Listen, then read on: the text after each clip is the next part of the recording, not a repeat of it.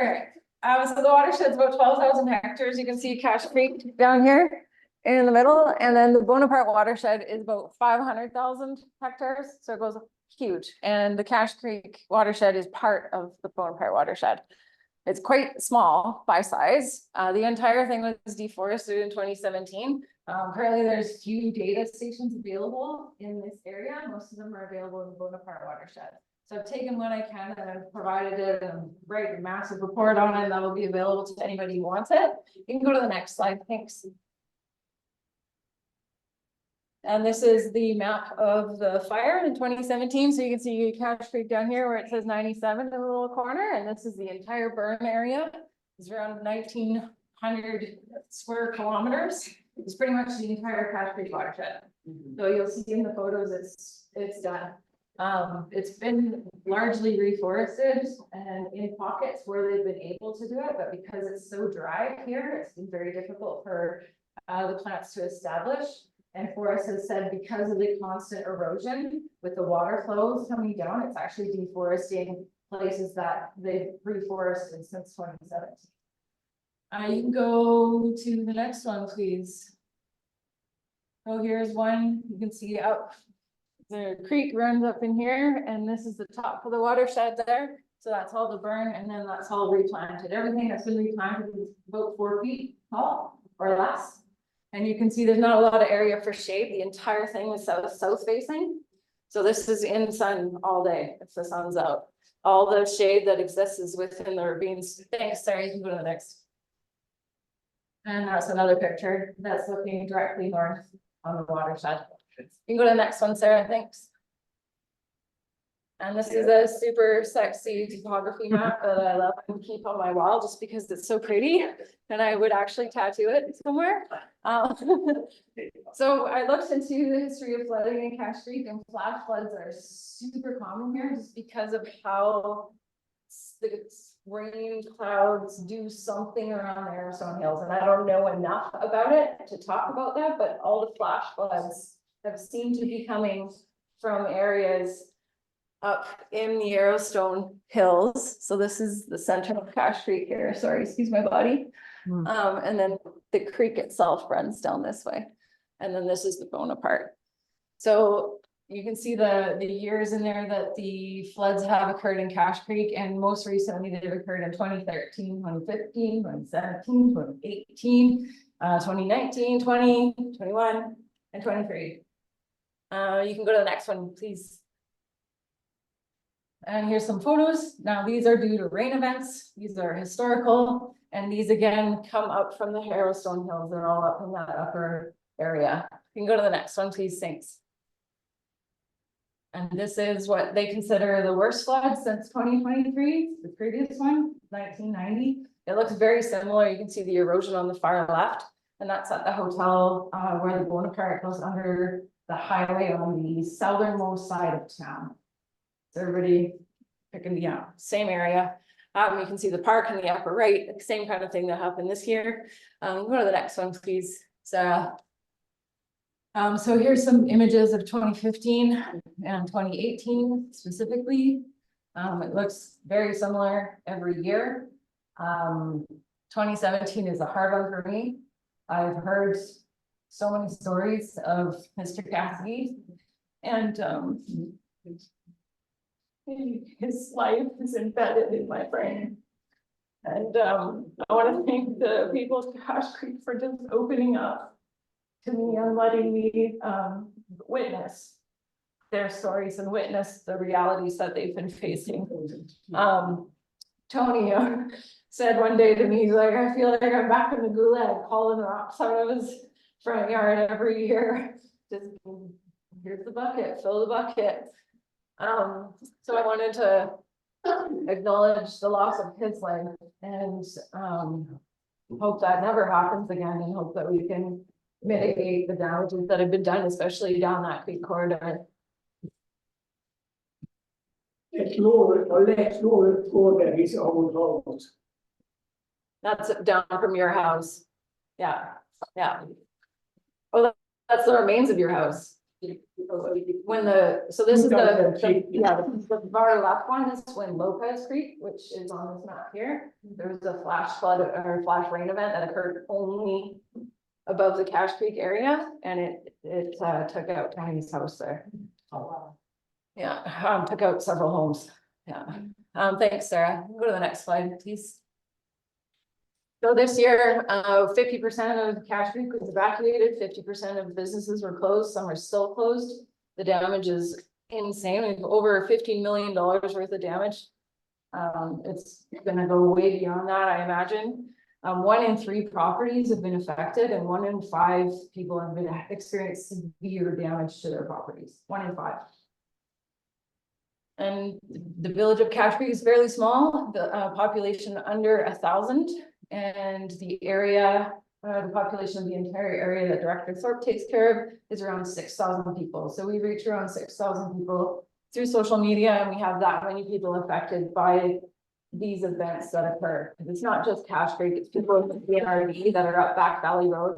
It's people up in here in the Bonaparte, and people further up in the TNRD also that are affected. The median income here is extremely low, and 95% of the population is considered at low income levels. The median age here is almost 60, and it's projected to be 60 within the next couple of years. The residents are really struggling with affording the damages that are occurring to their properties annually. It's becoming extremely difficult for them to keep mitigating these disasters. Thanks, and that's my presentation. I'll go to the next slide. I don't know if Al Midgley actually introduced himself. But he's the president of the Bonaparte Watershed Stewardship Society. They've done over $750,000 worth of mitigative works in the waterway. Over 130 salmon installations have been done to just increase the habitat capacity, the slowing down of the water, the capture for ranch land and for water license holders, allowing just keeping that water from just disappearing. So thank you all for coming. I'm really excited to hear the next people that are going to come up, and I thank everyone for coming. Thank you so much. Thank you, Kayla. That was great. We're going to jump into Jeff's presentation. And Jeff, do you want to see if are you running the computer there and can share it, and the participants online can see it, or do you want me to share the slides for participants online? Let's see if I can drive the bus here, and if not, then Love it.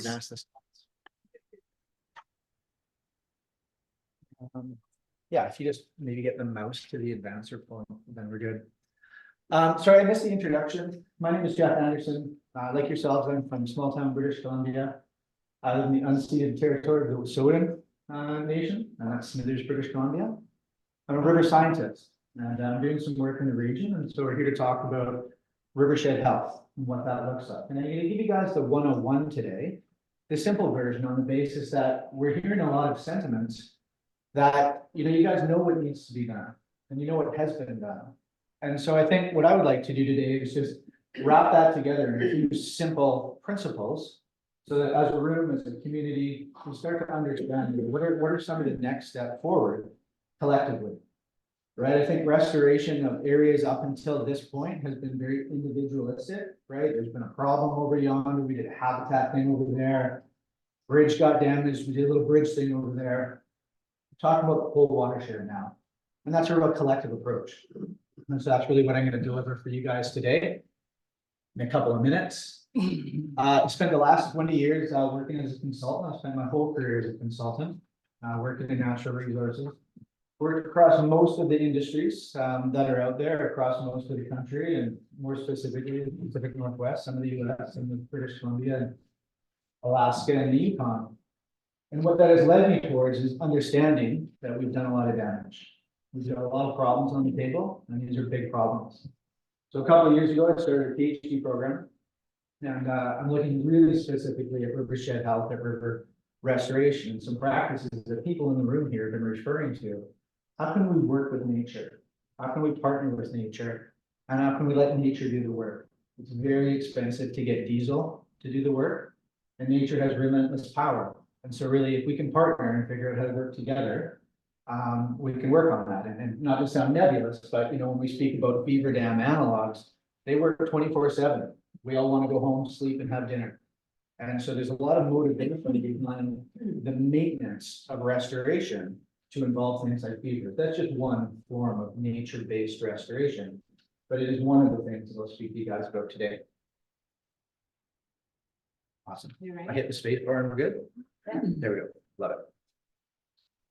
I can drive the bus there, Sarah. Yeah, so you just got it. Awesome. Thank you. Uh-huh. And maybe I'll just twist this a little bit for the presentation. Let me stand in the corner. There we go. So what I'd like to do across the next 20 minutes or so is speak a little bit about riverscapes, talk about what those are. I spent a couple of minutes speaking about riverscape health principles. And then I'll just provide a couple of case studies and show you guys a little bit about what process-based restoration or using beavers and the processes that they create looks like for restoration. So riverscapes, draw a bit of a blank. When I say landscapes, all sorts of things come to many of us, I'm sure. We understand the term landscape.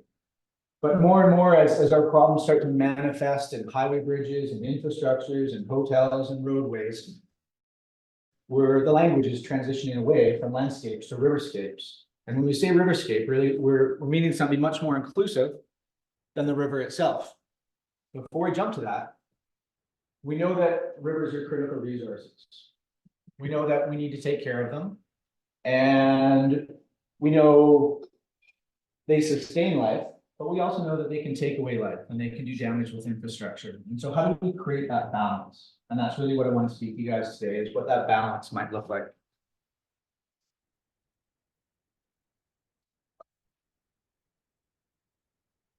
Sorry, just trying to create this for a bit of a visual cue for me. So what is a riverscape? Obviously, we're going to have some fresh water and some rivers and some streams in there. But really what I'm hoping that today's talk does is sort of expand our minds a little bit beyond just the streams themselves to consider the entire valley bottom. And the two folks that weighed in Alberta, they nailed it. They spoke directly towards the elephant in the room. Those people really in that watershed really need to be relocated from the floodplain. When we talk about holding water back, when we talk about slowing water down, we are talking about aquifers, floodplains, lakes, and rivers, or the riverscape, if you will. And so the riverscape, by way of this definition, is any of the land base that can plausibly flood. And if it can flood, then it is part of the riverscape, and it has something to offer us in terms of working with nature. As we can see right here, some riverscapes are really easy to read, right? And when I say easy to read, if we look here, we can see really clear boundaries or margins between the landscape, the uphill landscape, and the valley bottom riverscapes. Easy peasy.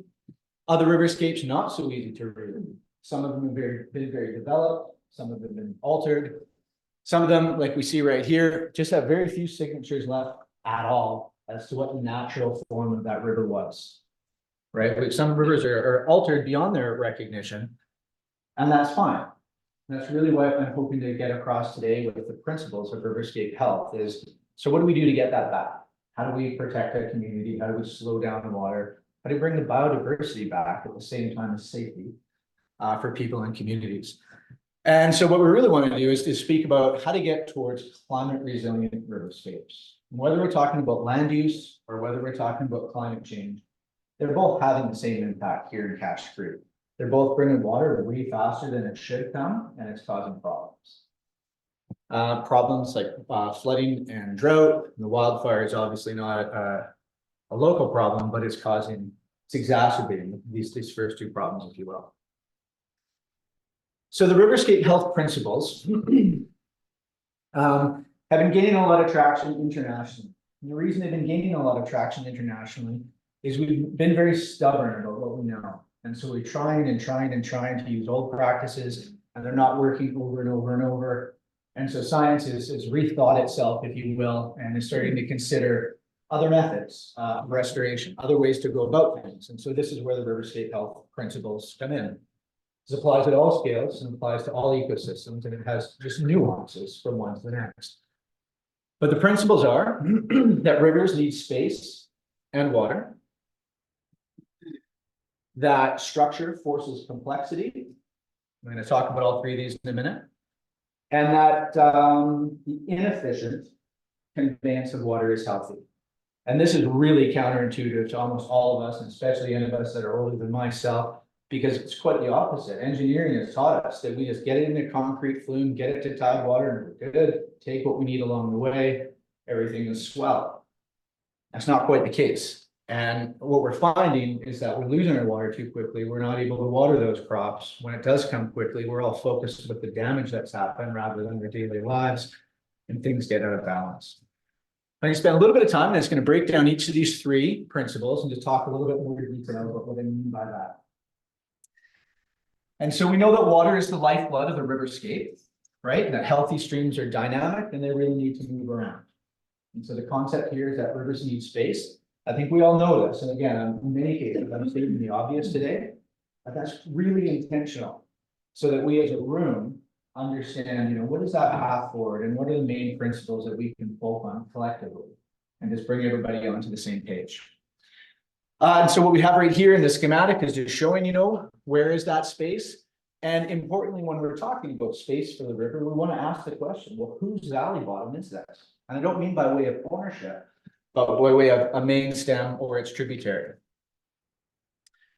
And so we can see right here, this is the space that main stem needs where, other way, this is the space that those tributary needs.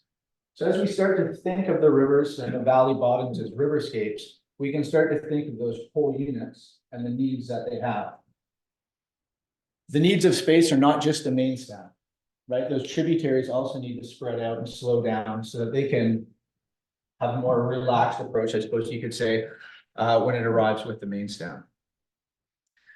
Principle number 2 is that structure forces complexity. And again, we've all seen this thousands of times through our lives. We know this.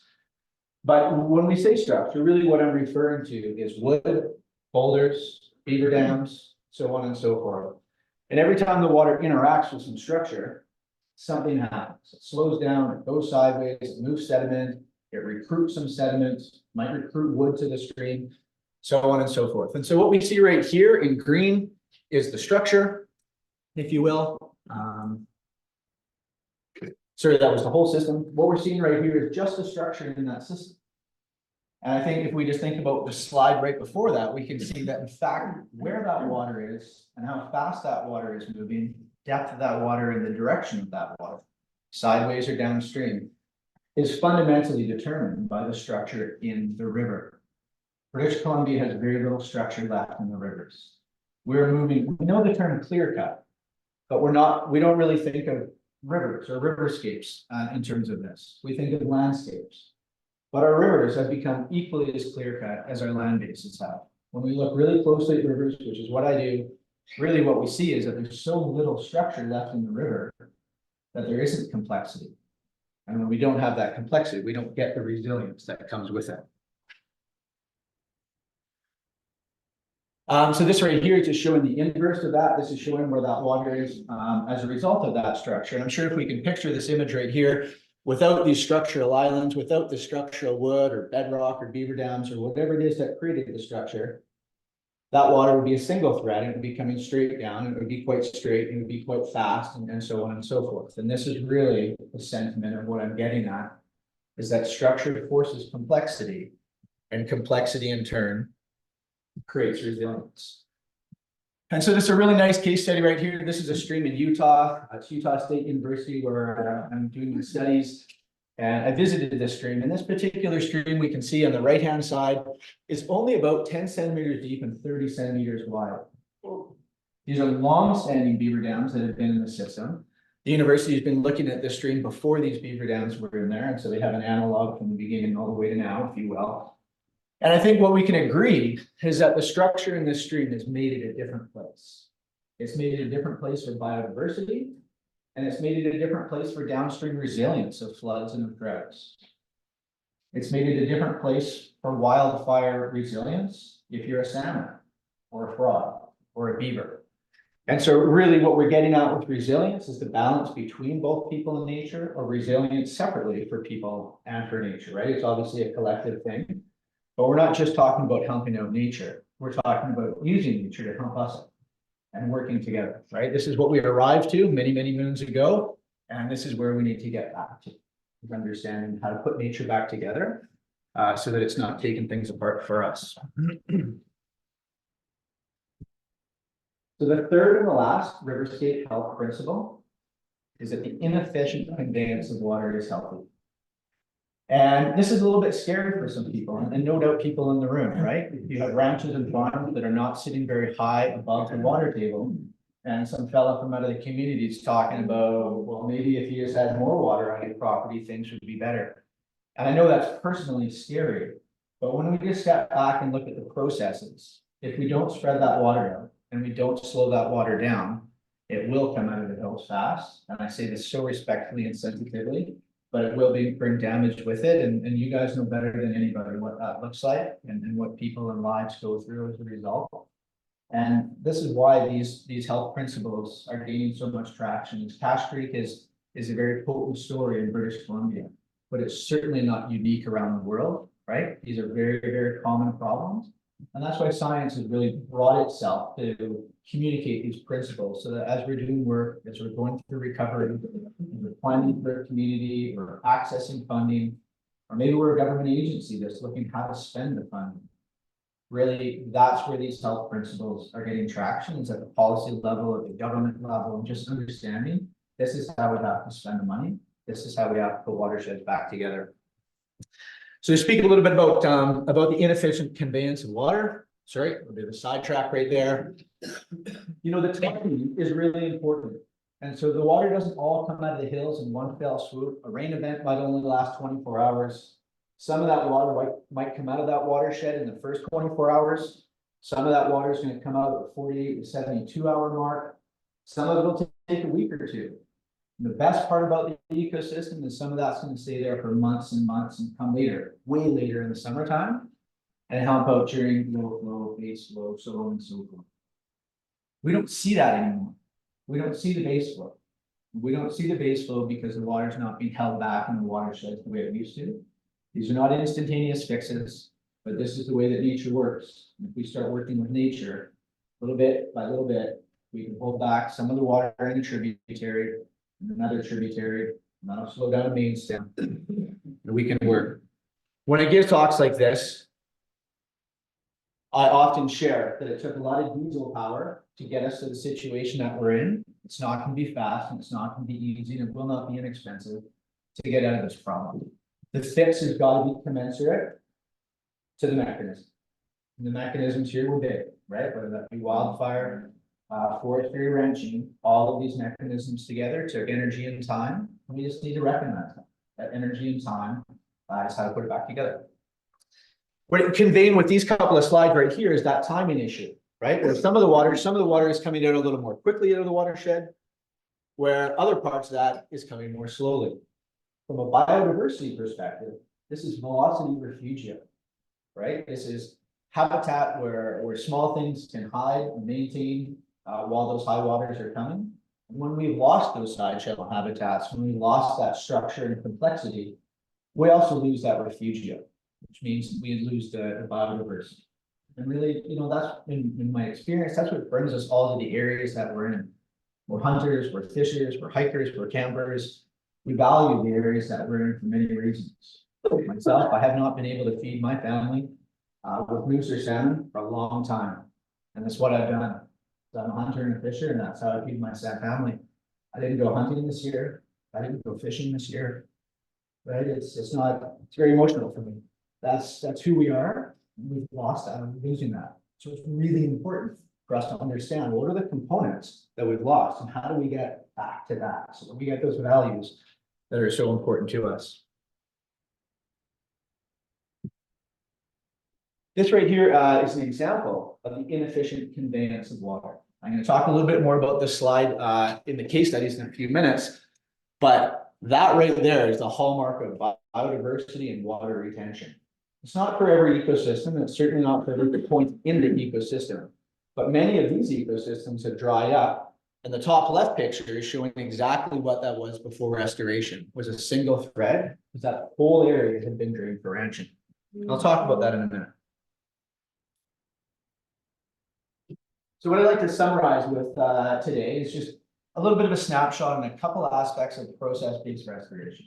And when we say process-based restoration, we're really talking about fluvial processes, ecological processes, hydrological processes, all of that ologist stuff that goes along with, you know, what makes a river healthy and happy, if you will. So process-based restoration is really about putting the P or the process back in restoration. This particular project right here is putting wood in a river.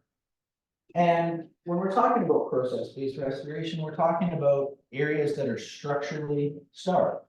Like a clear cut is structurally starved. It's not the forest that it used to be. But when rivers are structurally starved, they don't have the same ecology that they should have. And so in this case, the trees on either side of the river are far too small to fall in the river and stay there and do good work, to do process work. And so these folks are actually using hydraulic hammers to hold that wood in place for a few years so that the sediment can move around that and the river can start to take the shape and the form that it does, and bugs get in there and the fish get in there and the river starts to spread out. And so this is just what that physical work looks like in this case of putting wood back in the river where the river's taken all the wood away or the people have taken all the wood away. This is an example from Oregon. This is called 5 Mile Bell, this particular restoration project. This is all the same project. On the top right-hand side, what we see is a varying sized worked landscape. We can see a person up there for scale. In the middle picture right here, what we have is sort of mid-treatment, if you will, where they put wood in the system. In this particular case, they filled in this river, filled it in, put wood all over the landscape before they filled it in, and let that water spread right out. And this is what they've ended up with. And I suspect this is probably what people arrived to back in the day before this was drained and worked, if you will. So that's one example of putting wood in the river. This is the same project right here. Yeah, same project. And so really, the question that I have right here is, of the 3 principles that I shared, right? Are those at work here? Right? Has this particular project gone through that? And so we've given the river space, right? We can see in the top that it was not utilizing the space. The river is utilizing lots of space now. This river has lots of structure and complexity in it. And they've slowed the flow and spread it out. And we can see with our own eyes right here how effective the inefficient conveyance of water is for resilience, for biodiversity, so on and so forth. I totally recognize that there's conflicts with land ownership with this concept right here, but keep in mind, this is private land and they're doing this for the same reason that we're having this talk today, right? The folks from Alberta talked about buyback programs where people are being assisted to move houses out of floodplains and so on and so forth. And I'm not here to point fingers at anybody or blame or anything like that, as much as talk about how do we deal with the problems that are on the table. And some of those are easy and some of those are uncomfortable. And it's not my place to say who or how or when or why, as much as to share that information and recognize that there are ways forward. And they're not easy and they might be expensive, but what is the alternative really, right? Another example right here. So this was critical habitat for steelhead, shook, chinook, and coho in Washington. In the restoration community, right, we joke about this and call these bowling alleys because they really are bowling alleys. What we can see on the right-hand side, if you look there closely at the vegetation, you know, that's all alder that's the size of your finger or wrist. And so the forest is gone, the riparian is gone, the size of that wood is gone, the structure is gone. And so that's to say bowling alleys, this is short-circuiting the conversation amongst the restoration practitioners. Hey, I showed up at this bowling alley, it really needs a lot of work. In this case, what that looked like is, oops, sorry. Oh yeah, here we go. I just talked us through this. So how this is a structurally started riverscape. There's the bowling alley. So in this particular case, this project was a research project to see how much wood is too much. And so this was a high density wood project. They intentionally over torqued it. So what we see on the bottom of the picture with all the colorful circles and triangles are those are different types of installations. And there was 130 wood installations that were put into this area right here. And this is some of them that we see on the top. Some of them look like beaver dams, and they are. Some of them, as you see in the middle one up there, are not beaver dams. They just look a little bit like it. And it's just holding water back and directing it and getting the stream to behave in different ways. It starts to move water and move sediment. So that when high water comes, that water steps up, goes out of the banks, spreads that energy out, drops that sediment, that nutrient, that energy, right? And we have a better balance, if you will. This is the one from earlier. This is the Beaver Dam project. And so on the top left-hand side, what we can see right here is a heavily worked ranched ecosystem. This project right here was called a stage 0 project, which is really about utilizing the entire valley bottom. That's not always on the table. It's not always desirable, and it's certainly not always acceptable to the landowners that are there. This particular restoration project had the opportunity to look at that whole riverscape, and that's what they did. And I think these few slides right here just speak for themselves in terms of what that's offered. For something like this to happen, we really need to be talking about community buybacks, land buybacks, nature conservancy type involvement. But Cache Creek and Bonaparte are at these places where we really should be reaching out to these big funding, long-term thinking opportunities to say, where are the worst places? Where are the families that have floodplain natural infrastructure that really needs to be utilized for water protection downstream? And that's where that conversation may start, you know, that type of thing, right? Not every single floodplain out there is the solution. But when we talk about spreading water down, slowing water down and spreading it out, we're really talking about natural infrastructure. Floodplains are natural infrastructure. And so how do we reinvigorate or rewild that natural infrastructure?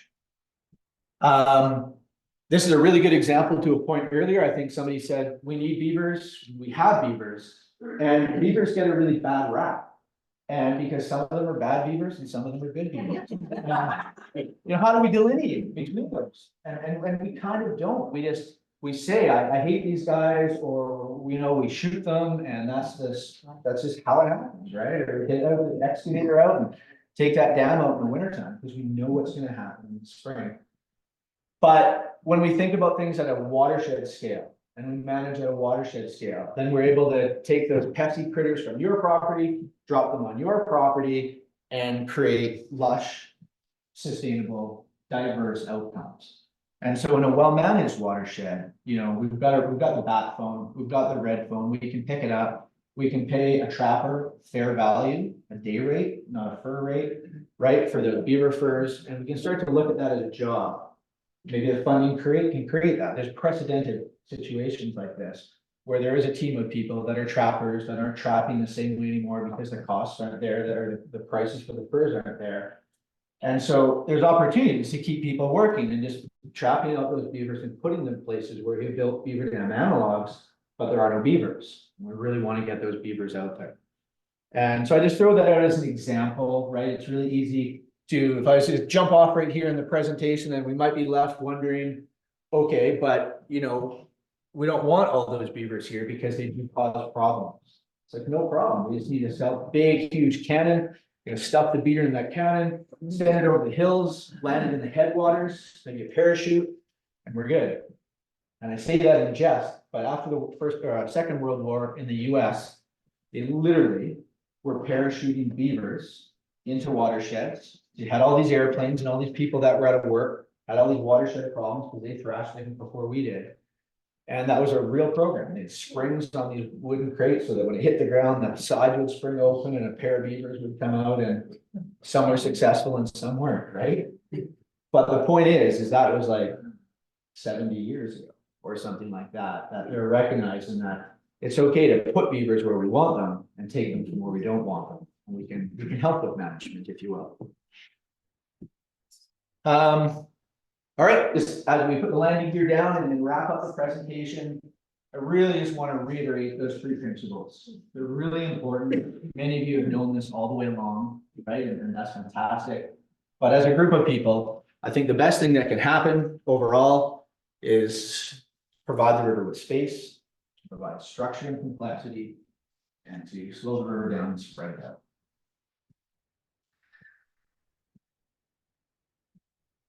The sciencey stuff is really technical, just like our body science is really technical. And sometimes when we speak in analogies, we have that aha moment. And so when we go to the doctor and they say your cholesterol is high, they save us all the technical jargon and they go right to an indicator. And we know right away, we know, uh-oh, other things are going to happen if my cholesterol is high. Or they tell us our blood sugar is not what it's supposed to be. Right away, we know other things are going to happen as a result of that. And so we can take those principles, those riverscape health principles, and we can walk backwards and say, okay, great. Well, how is the lifestyle of the river? So what is its food? How is its diet? Right? Is its diet doing very well? Right? Okay, no, let's start with the space. So the river is not getting space and it's not moving around. It's starved. It doesn't have the wood that it needs. It doesn't have the structure for that complexity.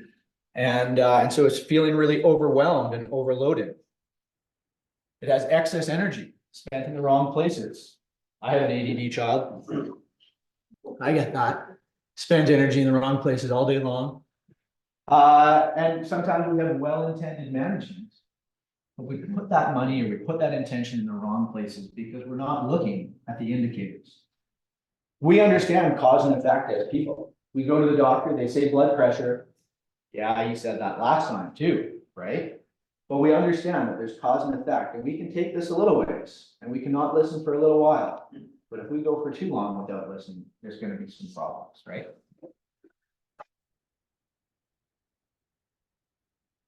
Anybody in the room going to border collie? I've been there.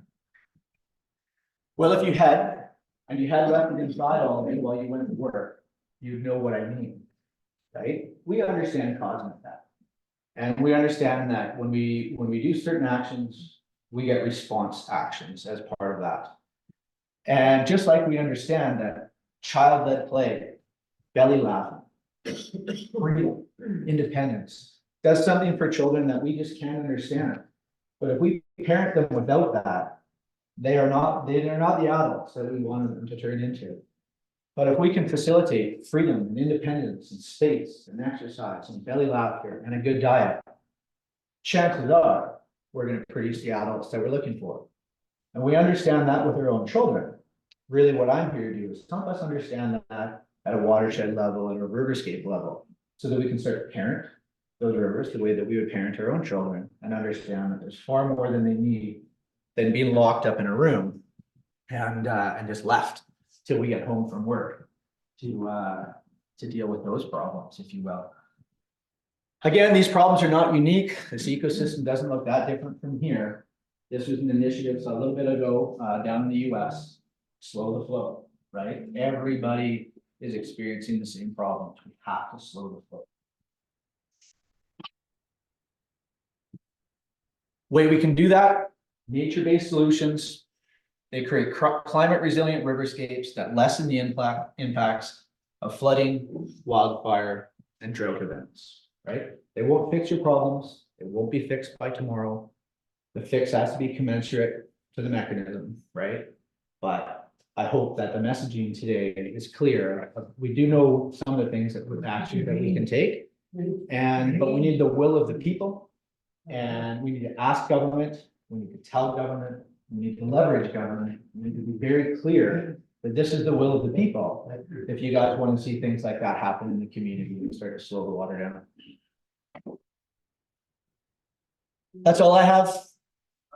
Happy to answer any questions, probably maybe after. I'm not sure how the flow of things is going today. That's correct. Kayla? Yeah, I think we're going to do Yeah. a quick 15-minute break, and then we're going to come back and have Lena's presentation, and then we'll do Q&A at the end with everyone. So keep your questions or jot them down, keep them front of mind. You can put them in the chat if you're online, and then we can read through them as well at the end. So everyone has 15 minutes to go have snacks and water break, and then we'll be back. Thank you, Jeff. You can finish up.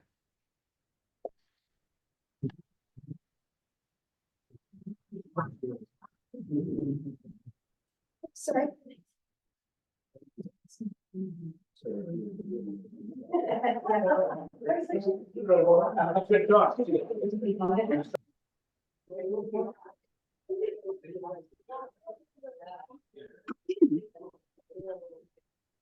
Great. Oh, I'm so glad. I think we're going to get going soon. Yeah, it looks like it. Sorry to be a buzzkill and get everyone to sit down. Us folks online, I think I can speak for everyone when I say I have a serious amount of FOMO from being online and not being in the room to hear all the amazing conversations going on. Mhm. But yeah, I guess we'll just wrap up my presentation. I'll go as quick as I can, and then we can dig back into all the cool conversations that have been happening. I know there's some stuff happening in the chat box as well. So as I mentioned earlier, my name is Lena Aziz, and I work at Watershed Watch Salmon Society. At Watershed Watch, we work to better protect wild salmon and their habitats by engaging and organizing the communities with which we work and champion science-based solutions. So we work on a variety, let's get this slideshow moving. There we go. We work on a variety of different campaigns, I guess. We call them everything. Our most long-running one has been all about removing salmon farms from wild salmon migration routes. So that's the aquaculture campaign. And we work on a variety of things, including supporting our campaigns like Code Blue that my colleague Megan is working on. And the one I'll focus on today is called Connected Waters, where we're looking to restore and reconnect vital salmon habitat in the Lower Fraser that have been cut off by flood infrastructure. And one thing we're trying to do is make these waterways fish friendly. Kayla did ask me quite specifically to speak to some of the solutions that we are pushing or looking for, trying to make work in this area. But I just wanted to give a brief overview of some of the issues that we are dealing with here in the Lower Fraser. So we're all going to travel down the Fraser River to the Lower Mainland, population approximately 2 million. 1/3 of our land base is our ALR. We have about 600 kilometers of dikes, 500 gates, floodgates, and about 100 pump stations that is supposed to manage the movement of water. As Jeff said, it has been overmanaged, and with a big focus on freshet, so snowmelt coming down the Fraser in the springtime. So one of the things we're trying to do, unfortunately, in this region, we do not have a comprehensive plan for flood management. And that was made quite apparent in 2021 when we had our massive atmospheric river and floods that affected so many parts of the province. I myself, at that time in November 2021, was actually coming back. We were coming back from Kelowna and got rerouted through Merritt. And every time we would pass a section of highway, there'd be a slide. So we got to Cache Creek, there was slides on the highway between Merritt and Cache. And then from Cache Creek down, that was that other slide on the Highway 1. We had to come out through Lillooet and do that whole journey through. So it was definitely there and part of it. But moving back to the work that we're doing in the Lower Fraser, what we realized is because of the high rate of development in the valley, it has resulted in over 85% of our wetland and floodplain habitat being lost or degraded. And that has meant at least 117 streams and over 700 kilometers of stream habitat, so riparian habitat. In 2012-ish, when there was a study conducted to understand how much it might cost to upgrade the dike system. So very much looking at this through a gray infrastructure lens. How much would it cost to update the coastal dikes in the region? So that's roughly between the Salish Sea and Highway 1 bridge, so the Port Mine Bridge. And that was estimated to be about $9.1 billion in 2012. So fast forwarding 10 plus years, we can expect that number to be much higher, and we actually don't think that it's a feasible solution to the region. Hence, we're looking at a variety of solutions from gray to gray-green to green solutions, and as Jeff has already talked about, some of those natural infrastructure or nature-based solutions as well. So just to give you a bit of a overview of the region, this is roughly the Lower Fraser. About 300,000 people live in the floodplain itself of the 2 odd million people we have in the region. And so what we identified were about 156 flood structures, so pump stations and or gates that are blocking the habitat for upstream habitat for salmon to be able to access. So we're primarily talking about, with our Watershed Watch salmon hat on, we're primarily talking about juvenile coho that overwinter in slow-moving side channels, tributaries, and sloughs, as well as Chinook that come down the Fraser and pop into these slow-moving waterways, retreating from freshet floods before they eventually make their way out to the estuary and out to the ocean. So, and much of the infrastructure in the region is undersized and at a very high level of overtopping, as we saw during the atmospheric river of 2021. So much of this infrastructure is in a dire need of being upgraded or finding alternative solutions. And again, coming back to 2021, it was definitely, we saw there was a time for a change, and we were very, very vulnerable in this region to floods, both freshets, pluvial and sea level rise, so land-based flooding as well, which is what we saw much of in our region. And clearly we were not prepared. We were kind of caught off guard, and what we realized are the current approaches are not keeping our communities safe. And in order to do a better job, we need to look at reducing risk, because currently our focus is very hazard oriented. We need to look at what it means to adapt to a changing climate and what that looks like in terms of living with water. Like, what does that mean to live with water? We need to consider the implications both ecologically on our social systems, on our local economies, and financially as well. The region is a high priority area when it comes to the movement of goods and services, and we saw that being severely grinding to a halt during that time. We need to ensure that both the federal and provincial governments are adopting the Sendai framework for disaster risk reduction. So that's the United Nations framework. It has been signed on to by the government of Canada and BC, but we need to see that now start to be incorporated into the BC flood strategy, the emergency management work, and all of that stuff. And also something that underlines everything that we are doing in the area, and it very much sounds like this is the same up in Cache Creek, is ensuring that our commitments to reconciliation through DRIPA and UNDA are being incorporated into the work that we're doing.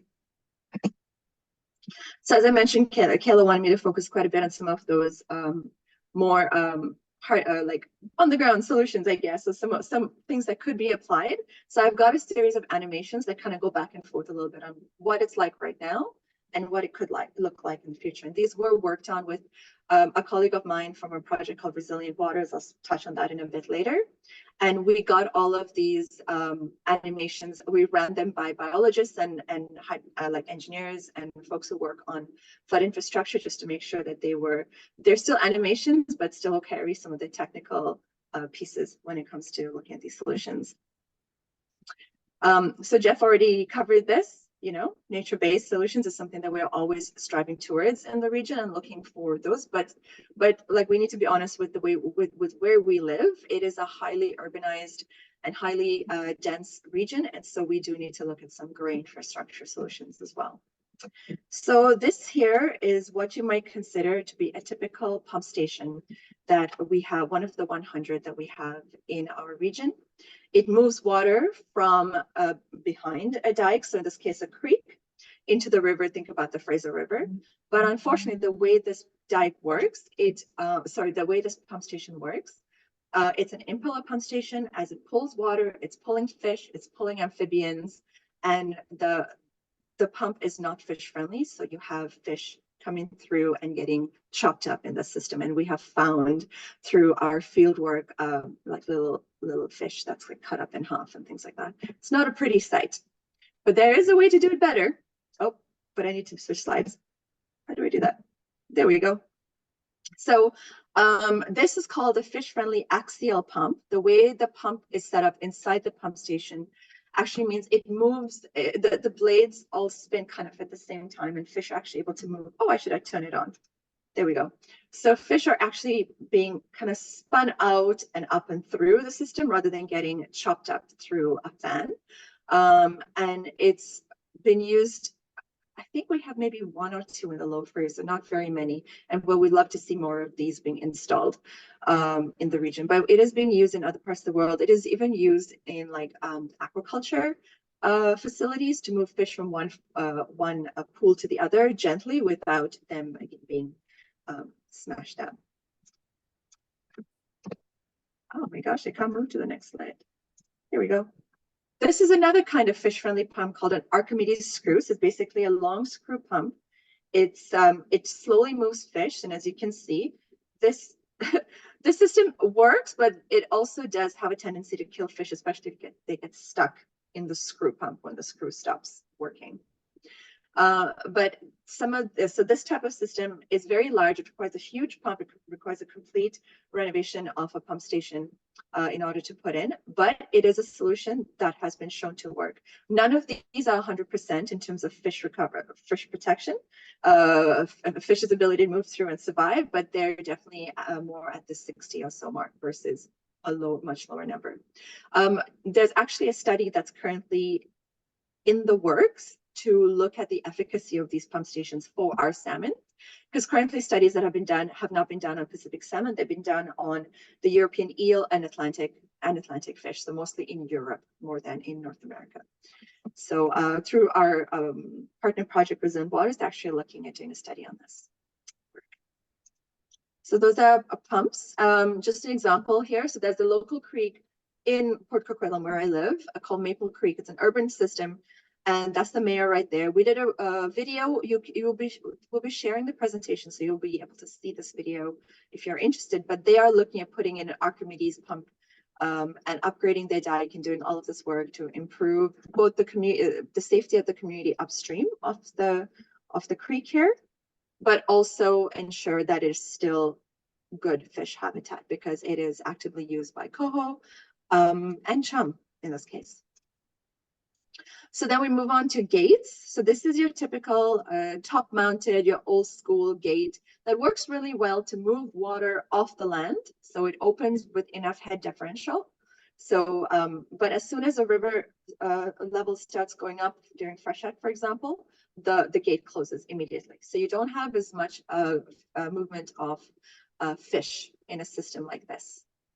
By the way, we'll be sharing a link to all of these animations so you can go through them slowly. I know I'm kind of speeding through today due to time. So this one, oh no, there we go, sorry. So this is a side-mounted gate. So it opens like a door. We have many of these in the Lower Fraser, and they are all right. They allow for some fish to move through. A study is just being wrapped up on the efficacy of these fish-friendly gates. And they have found that they work pretty well, about 40% efficiency at moving fish through. And they do continue to do a good job in protecting the fields or communities upstream of the area. And then we have this, which I would say is one of the better types of floodgates that we've seen. It's called a sluice gate, and basically it slides up and down. The one we have in this animation actually works on a remote sensing. So you have a little antenna on the gate that kind of goes off and it's set to close when at a certain level. So a community will be able to decide how much water they feel is safe to be behind this dike, for example, to allow for more movement of fish and water, which has been shown to improve water quality and of course water quantity as well. But water quality is really important when we're thinking about the needs of salmonids. And an example of a sluice gate being put in is actually a couple of years ago. Actually, it was 3 weeks or so before the 2021 floods. This gate on the left, in the left-hand photo, a top-mounted floodgate, quite old, hadn't been changed in years and years and years, decades actually, since the 70s or whatever, was not working very well at protecting the community behind it. This is in the district of Kent. It's the Lower Agassiz Slough. So a number of organizations got together and were able to support the district in finding funding through the Healthy Watersheds Initiative to upgrade the gate and put in this much larger gate that is sized for climate change, considering the amount of water that we're expected to see move through our systems in much more flashier scenarios. So this gate was installed 3 weeks before the floods happened, and it's, from what we heard from the engineering department in the District of Kent, it was one of the only gates that actually did not overtop and protected the town center behind it, which is fantastic. And this gate is able to be open 90% of the time compared to the other gate, which is quite plugged in, as you can see, and was not working well. And for the first time in about 70 years, I believe, our field crew found little juvenile salmon behind coho, behind this floodgate. So they were actually able to get through, which is really, really exciting. And we hope to see more of these installed in the region. Again, we did write a blog post about this. So when you get access to the slides, please do visit the post and read up about the project more. This is an example of a dike bridge. This is more at that landscape, or I guess the riverscape scale, where if we have an opportunity to create more room for the river to flood and do what it naturally does, maybe we can look at breaching dikes and creating more of that wetland habitat.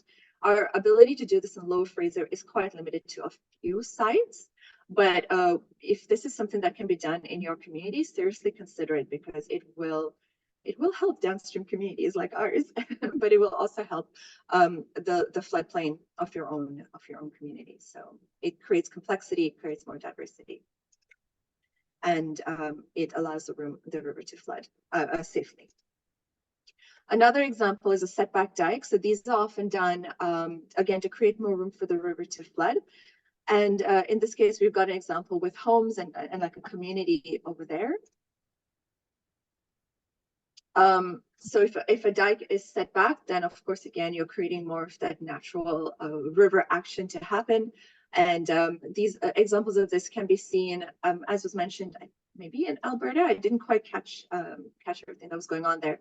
But even in Grand Forks, after the floods, like the communities worked together with the Osage Nation, applied for a whole bunch of disaster mitigation adaptation funding, did a bunch of strategic relocation, and are actually returning some of the floodplain back to the river.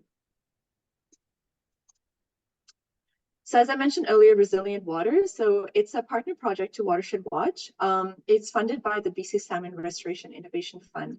Remember that map I showed everyone earlier with our 156 sites? So what Resilient Waters is looking to do is identify and restore high priority opportunities in Lower Fraser waterways that are impacted by these flood control structures. So right now, they have like $2.5 million in funding from this federal provincial grant, and are working on about 4 of those projects.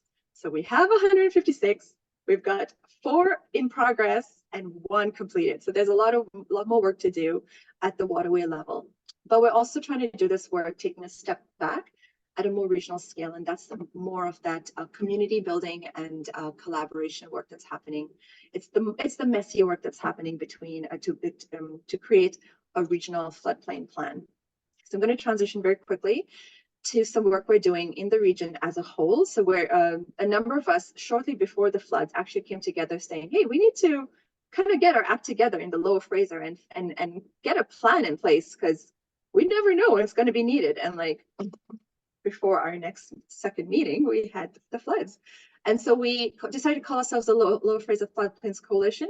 Previously, we called ourselves Build Back Better Together, because that was the whole plan, to build back better after those floods.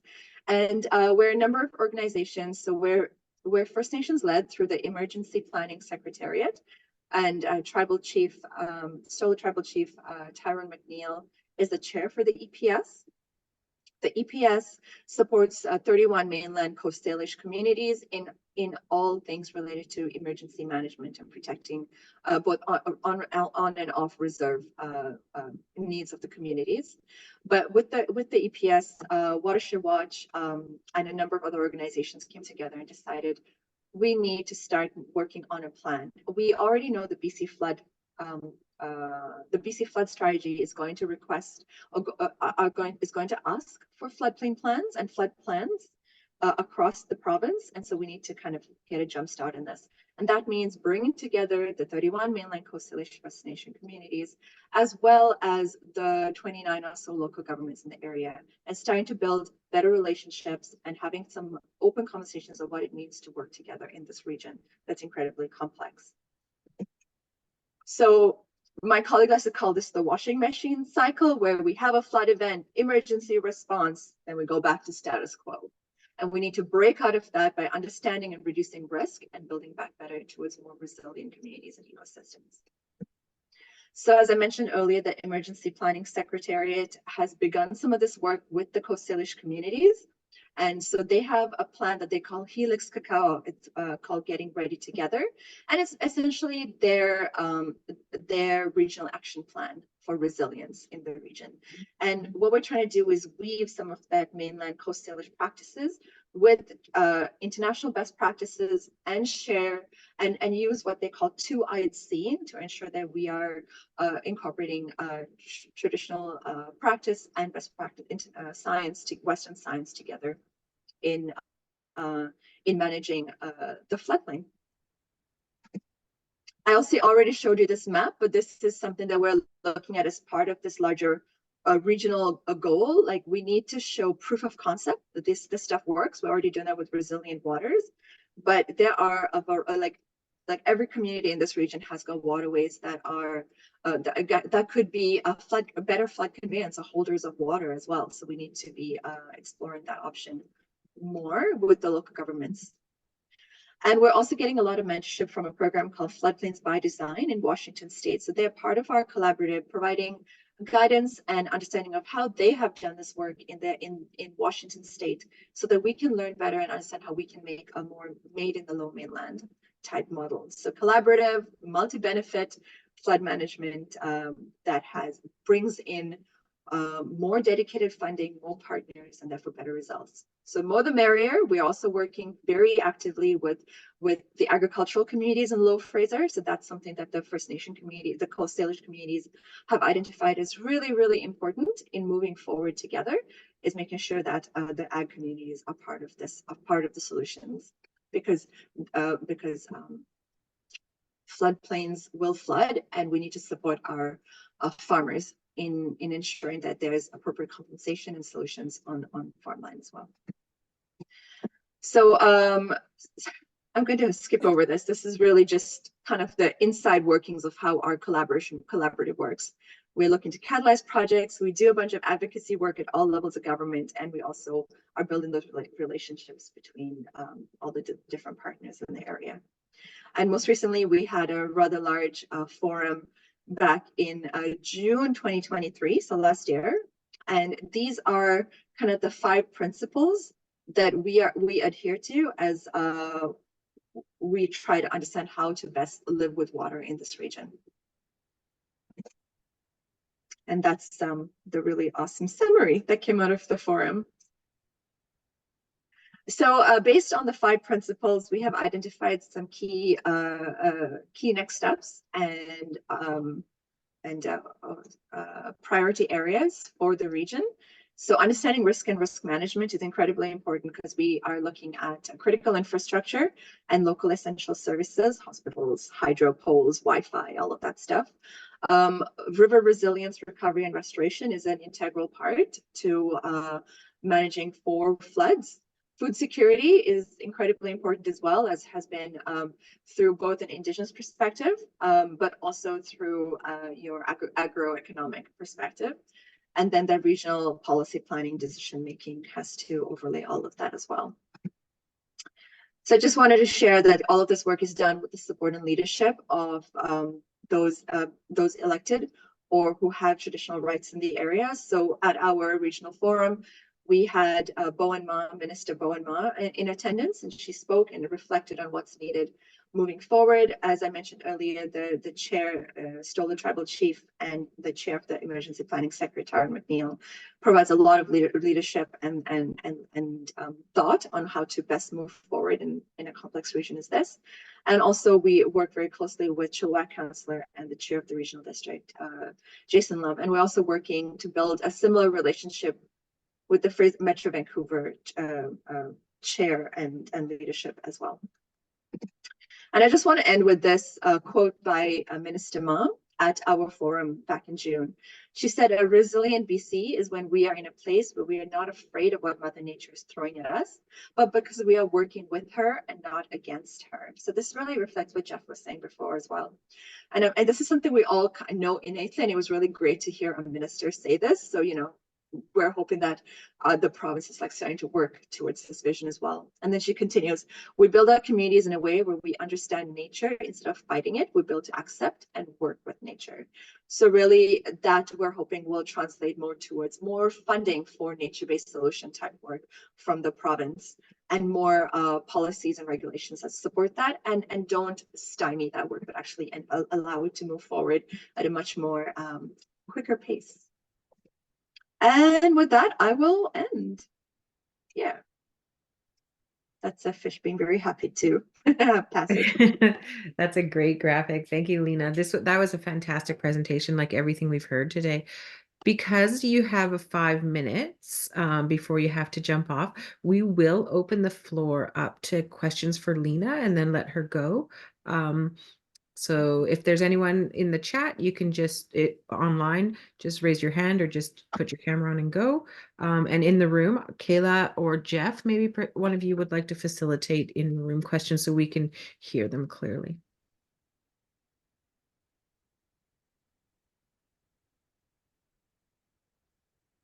No one wants to break the question.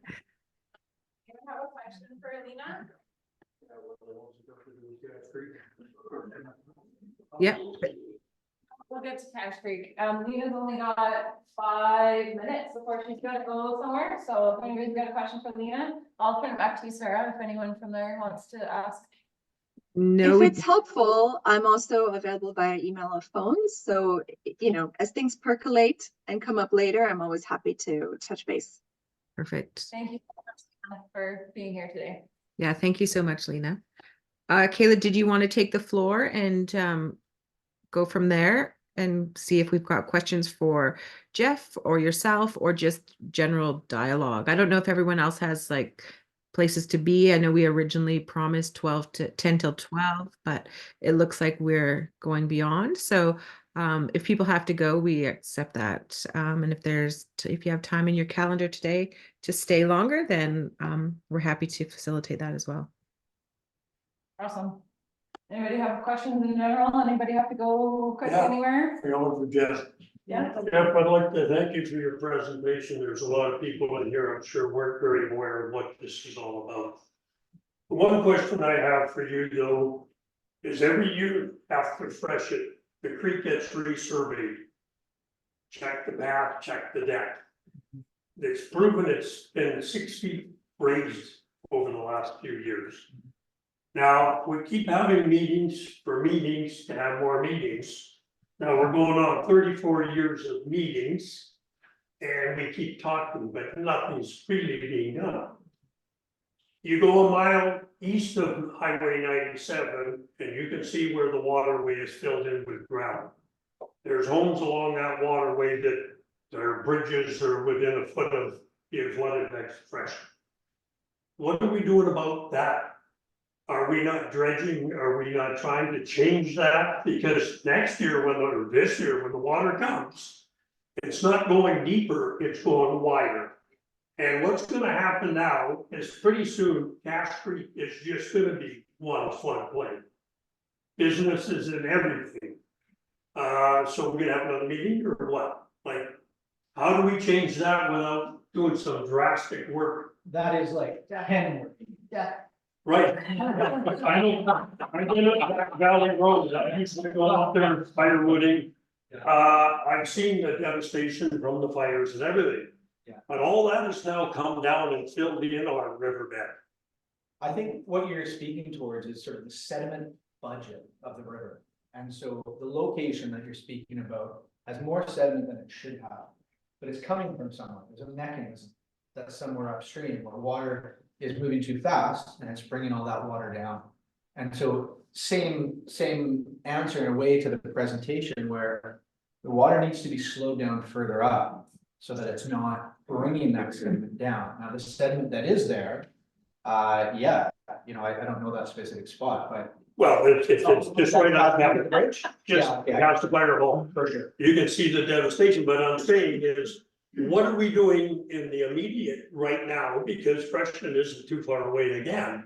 You put a new bridge, but that ain't gonna change Yeah. the waterway. So I'm not your magic wand, you know, government agencies and whatnot are the people that can actuate money. But what you see in a balanced environment, let's say, is you may have a concrete swim through that section, right? I'm not saying this is your answer, I'm throwing out the pairing of engineering and nature-based solutions, if you will, where that location is not the location for nature-based solutions. That is where all the energy is manifesting. The nature-based solutions should be done up in the hills to slow that water down. And an engineered approach is likely what's necessary to look at how to route water through there, not connect those floodplains. There's houses right there. So they're either first moved and then it becomes floodplain, or they stay there and figure out an engineering solution like a concrete flume or something that works it through. But that will just fill up with sediment if the mechanism is not dealt with. And so it's the mechanism, right? If we don't deal with that, the sediment will always come, and it might be natural or it might be unnatural, that the delivery of that sediment. Like maybe it's naturally coming into the river, or maybe there's road failures that are resulting in that. Two really different outcomes to fix it, if you will. But we are really quick to deal with the problem, the bridge in Cass Creek, and really slow to deal with the mechanism. Emergency management DC seems to only get actuated when there's a problem, as opposed to preventing a problem. This is a situation where we have to prevent the problem. Have to, right? I hope that's loud and clear for government folks that are able to actuate work is, what does that look like for Cass Creek to wait for the next flood, to have more meetings, to replace the bridge, to deal with somebody's home that's been damaged, right? Is there, like, so do you guys know where, this mechanism or where to deal with that? Do you guys have a place in mind of where it needs to be dealt with? I was just thumbing through a report this morning from 1984. Had maps in it, had lots of good stuff in it. There was a follow-up report, I think, in 2010. There's some maps in there, some really good stuff. I think Al would probably have good ideas. Like, I'm pretty new to this watershed in that way, but I think to your point, 34 years of conversation, we've got to have some locations and some ideas. I know Sven this morning approached me, and he was full of fantastic ideas and locations before this meeting even started. All good ideas. I think this community knows where the places are and probably where what sedimented water are coming from that needs to be slowed down. I think the risk is more meetings. The need is to get out and start doing that work. Yes. And so BC Wildlife has got a project going on right now that I'm involved in the Upper Bonaparte. And we're going to the absolute headwaters of the Bonaparte, and we're going to install some 3M analogs this summer.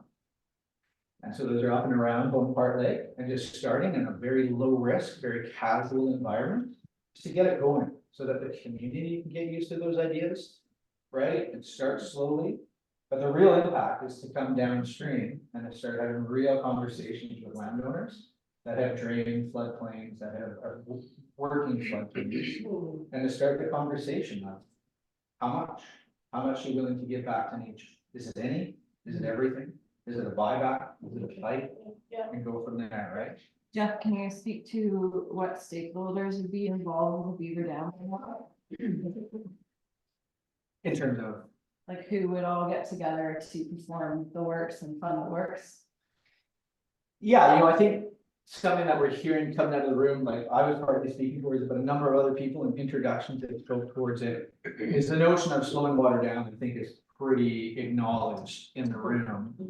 And right now, BC Wildlife has a program, but their program isn't to focus on an individual community and try and fix that community. They're really trying to take a provincial approach and, you know, can do some localized work.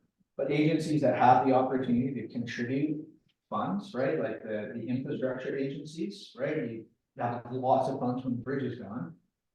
Having annual funds for the community to engage restoration and stewardship organizations to do annual work is required. Every farmer in here understands, or rancher understands the necessity of annual work. You don't just chill out till it's time to harvest. There's a whole lot that goes into that. And this is that same cycle, right? So we need to prepare annually, and fund local groups and fund local people and fund local conversations to ask where those locations are and deliver. And Not that's just me. why I've invited all of you to this room, because all of you are stakeholders. Every single one of you is on the creek or in the forests or in the water. All of you are engaged at some level within this watershed. And you've all been specifically invited to discuss the things that you've experienced and your possible solutions. And it's, for me, it's about all hands on deck and figuring out where those fine points are. And I know Al is so keen on this, and I would love to fund him. Anybody got $1 million, $2 million, $3 million? We understand that more funding is needed, but the currently disaster financial assistance doesn't fund mitigative works. Federal does.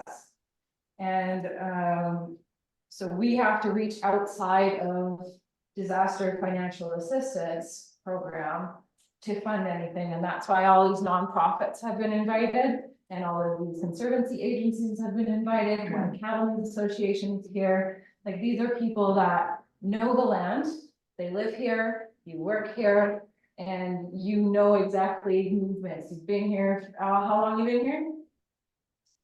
46 years. 46 years. Al knows how many beavers are in 400,000 hectares. I'll tell ya. Yeah, there you go, exactly. They the good beavers or the beavers?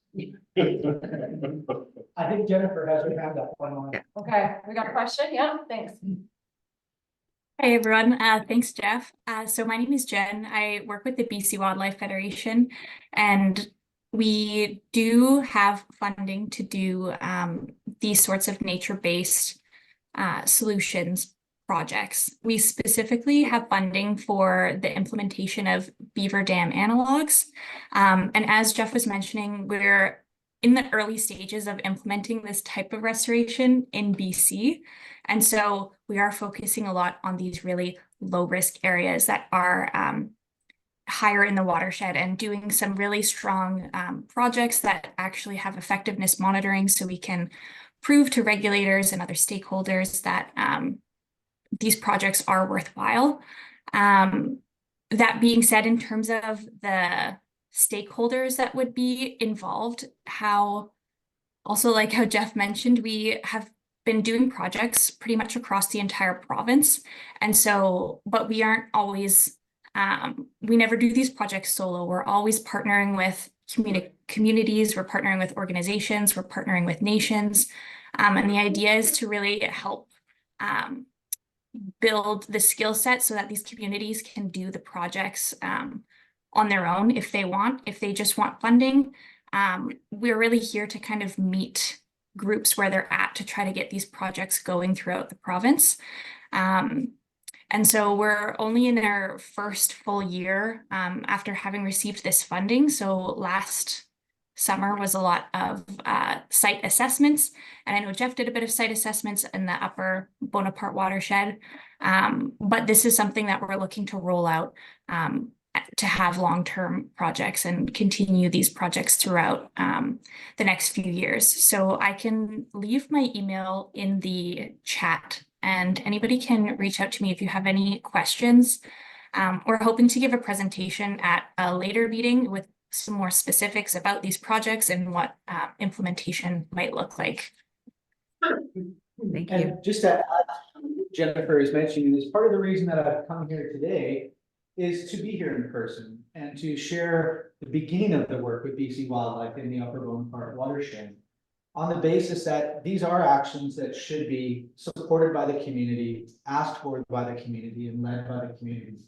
And so, yeah, as a river scientist, BC Wildlife and myself are getting started, but we don't want to work in isolation. And that's a lot of why I've come here today, is if this is appetizing for the community and the community is like, yes, yes, yes, we want this, then you know we're really well supported for that. We're not literally asking you to come out with shovels and plaskies and help, although you're more than welcome. Really what we want to know is that if there is support in the community, then more of that work can be done and it can start to come down out of the headwaters.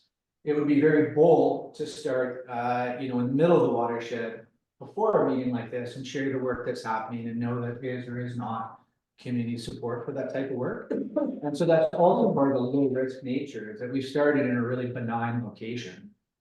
And on the basis that if you guys are like, no, we're doing this ourselves, we really haven't done too much to back out of that. Where if everyone is very supportive, then it's easy to keep doing that and bring that work down the watershed and have larger impacts over time.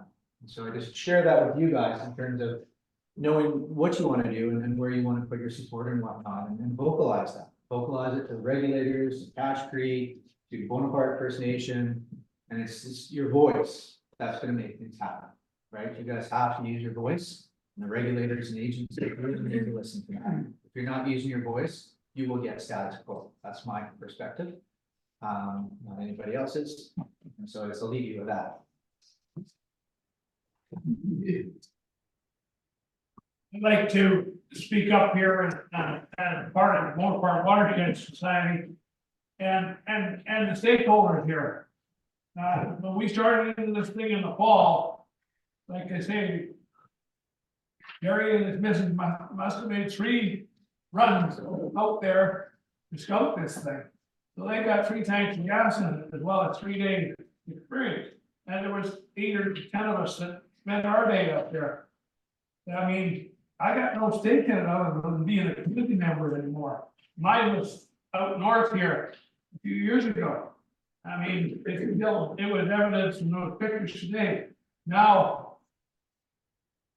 I'd like to see us move forward. I got a couple of pieces of paper here that we put together about this, and it tells you the same story that we're hearing today. Water storage is the important thing. 1 year in 5, we don't have enough for farmer and fish. So let's move ahead. Now, this lady here has put, if you know how to get that money and somebody to use it, I'm a hesitant. I'm just lucky to be here. But anyways, please help us to go forward with this. Give us the authority. I mean, if further beyond Kayla's responsibility, it's outside Cache Creek. So this is a bigger thing than just Cache Creek. It's every one of us. So I would say, just give us direction on how to get there. And thank you for that offer out there in TV land. Thanks, Jennifer. Awesome. And No Brent, problem. Sorry, I didn't no, go hear ahead, much Jennifer. of what was going on there, but I just heard a thank you, and that's no problem. I've left my email in the chat as well. So please feel free to reach out. Thanks, Jennifer. Yeah, Brenly, go ahead.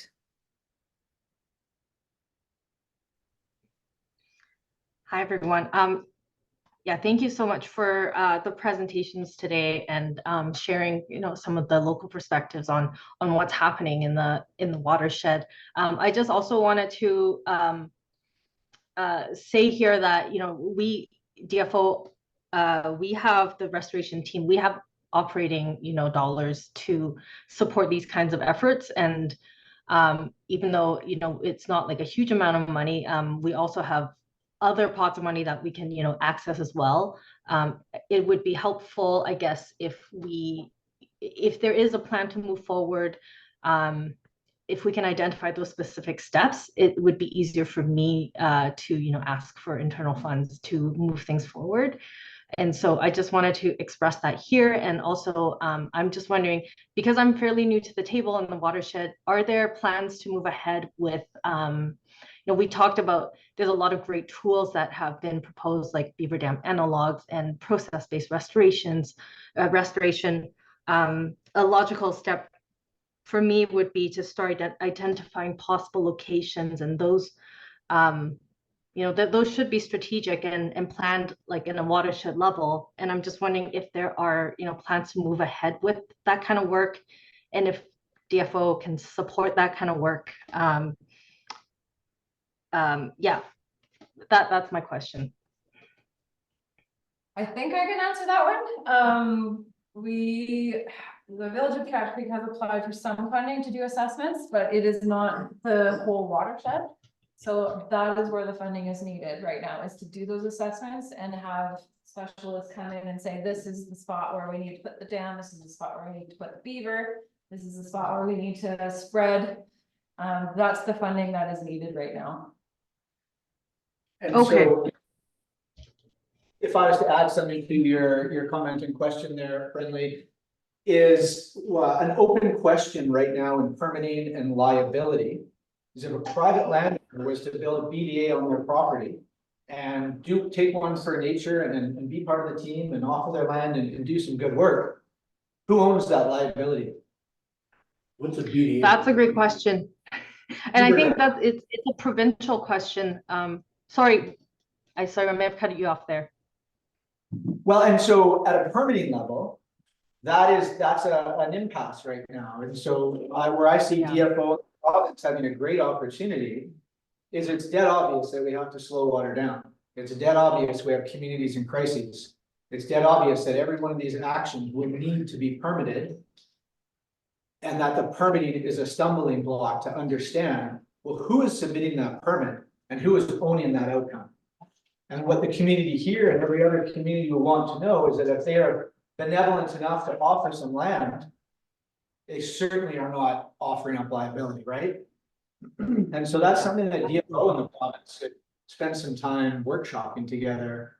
And right, like the forestry, the ranching, the farming was all permitted when it first happened. And so I'd imagine the province and the feds are the ones that would take the responsibility moving forward to slow that water down. And I think that's what the communities need to hear, is that that's not their life, right? Not those bridges, not those neighbors, not those fences, but that actions for nature end right there. When you offer your land and you offer your involvement and you do that work. And that's a great point. And I can't give any updates, but I can tell you that we are working with not me personally, I'm not involved in those tables, but DFO and the province are having those discussions right now, trying to hammer out the permitting pieces of this. And all I can do is, kind of just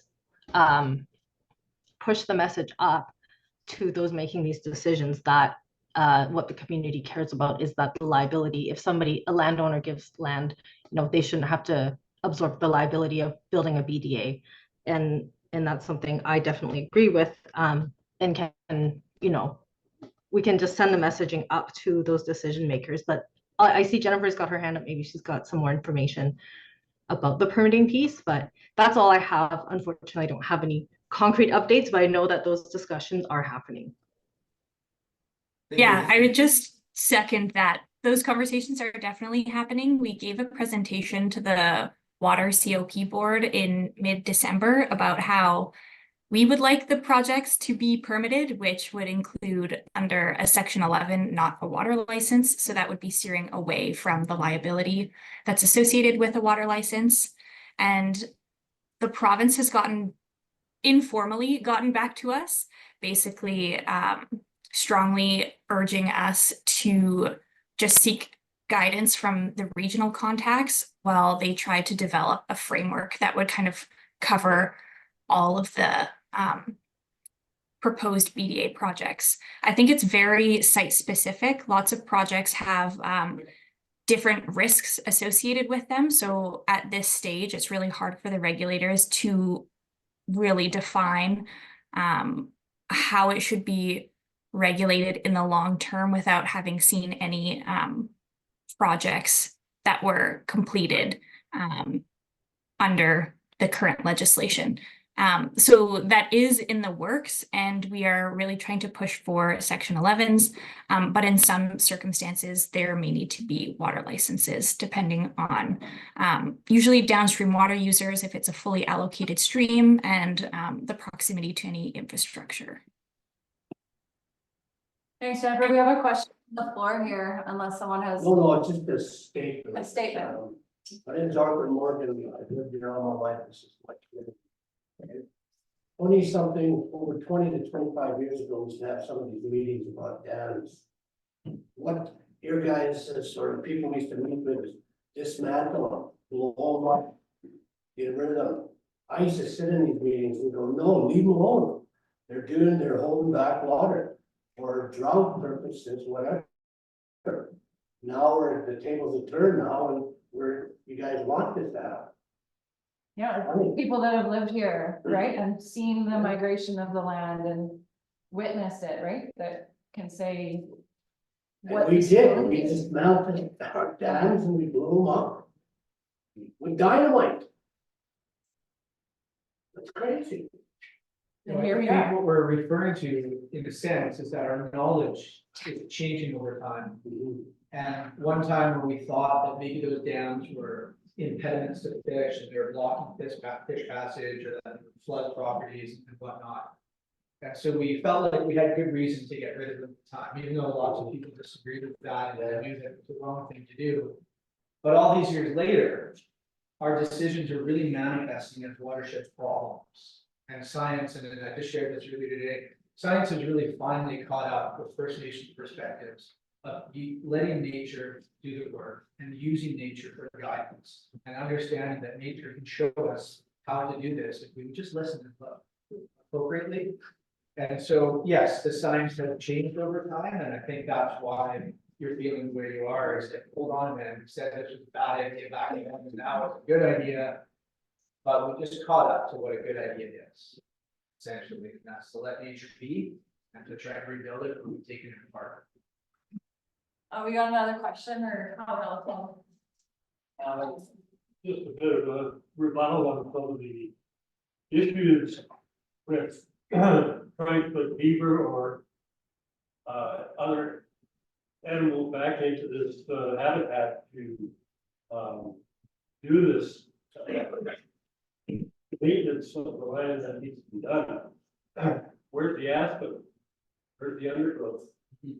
You have to get the Ministry of Forests involved so that they're not spraying to kill the hemlock and all the other pest trees off. That was my comment. Yeah, there's a lot of problems on the table. There really are, and it's not just this watershed, right? These problems exist in a lot of watersheds. And Jeff, one second. I just want to make sure you all can hear Jeff so far away over there. Yeah, okay, thank you. sure, I'll speak up a little bit. And so often what you'll see in a project is there is no food for the beavers, but the project knows that it needs to slow the beavers down. And so it's complemented with a riparian planting project. But at the same time, we know that the beavers are going to eat those trees. And so it ends up being like a 5 or a 10-fold planting project, where if the beavers are going to eat 1,000 aspens, then they're going to plant 5 or 10,000 and just try and stay ahead of them. The other part of implementation, if you will, of logistics of this type of restoration is a fake beaver dam. A beaver dam analog tends to last about 3 to 7 years in the river before it breaks down, right, without any work from the beavers.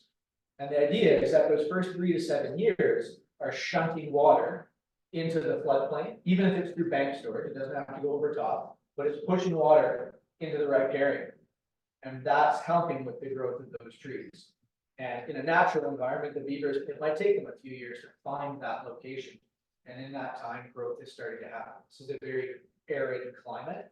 And so I don't want to speak with just endless optimism, right? Things don't grow fast here, but every little valley that we drive through, there's aspen and willow stuff in there, right? And all those little draws. And it's possible, but I think to your point, there's lots of problems. It's going to take time, and it's not a one-shot fix. Iterative. The same way that farming and ranching is fencing, you just stay at it, you stay at it, you stay at it, and you get the benefits of a nice tight fence line, right? Question, yes, Tony. Yeah, okay, please go ahead. There used to be a diversion channel that would take water that would come down Cash Creek, diverted to Dairy Lake, and that doesn't work anymore. Yeah, But I'm wondering why that hasn't been repaired so that we could divert some of the water from Dairy Lake again. me too. It's a, yeah, Yeah, a simple solution to get rid of a little bit of water. yeah. I think the concern that I've heard is about liability and effects to landowners on that side. So conversations with the landowners need to be had first before any diversion happens. And that's one of the things that we need to fund is just assessments, conversations, someone to go out and say, what are you willing to do? Where can we do this? What is this for? How did it work? What I've heard from the residents is they're tired of having the meetings and having the talking. And they want to see like money on the table that says, okay, we're gonna make a plan, we're gonna actually the plan. So that's my goal here, is that we get the next action step involved. And so on that action step, we're using some language in the watershed that I'm from, and that language is a restoration economy. And so if I speak towards the regulators and people that can actuate money, we need to look at this as an initiative rather than a project.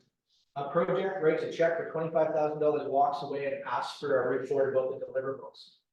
Whereas this is truly an initiative space where annual money needs to be handed out to do annual maintenance for somewhere between the next 10 and 50 years. Respectfully, right? Bend your heads around that. Or it's highways and bridges for the next 10, 50 years, right? We can spend our money however we wish, if we will. But if we look at this as an initiative, and we look at this from a watershed perspective, then we can identify a group, call that local First Nation Guardian Program, and we can look at this as annual employment and jobs, right, and involvement on the land and involvement with the land. And now we're talking about a lifestyle of working with the rivers, of working with our land and keeping things healthy into the future. I personally have been at this for a while and I don't see a different avenue than that, right? We need a workforce to do the work. That workforce needs to be localized. And it's really specific stuff. And some communities can just get up and do that right now, and other communities cannot. But from a funding perspective, we absolutely need the certainty of annual money and not finding out about that at the fiscal year. Right now, I'm still waiting to get paid out for work in May and June and July. Because we got the yes on the fiscal, but we don't have the money from that. And so I, as an individual person, way out of pocket, not speaking to the community, but the regulators right now. I'm way out of pocket as somebody that's doing the fix. Because the decision wasn't made until March and the money still hasn't come. But yet I drove here to have this conversation, even though that money hasn't come. Right?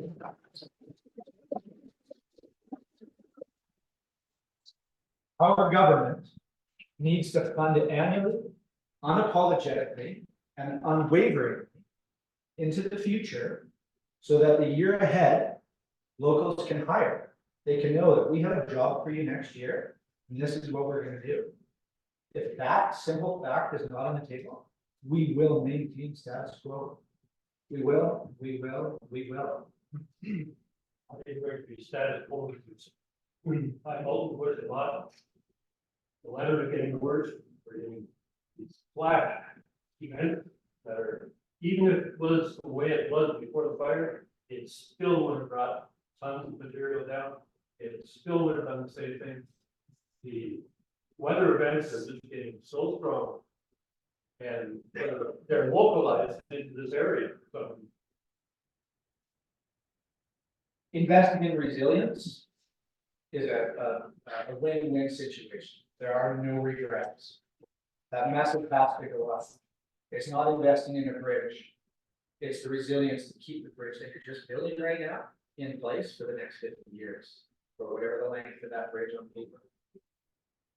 Right? It's investing in the resilience that's going to provide that infrastructure outcome or safety for the infrastructure.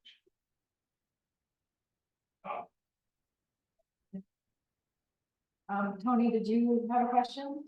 I would like to talk about Cash Creek Road Park. Okay.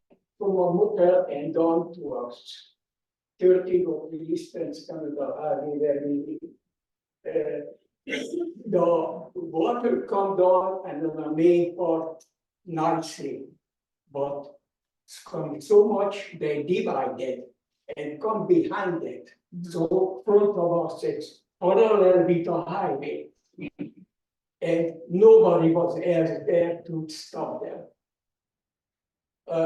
Two people from Southern, our friends coming over. I'm too old for it, I'm 93, so I can't work too much.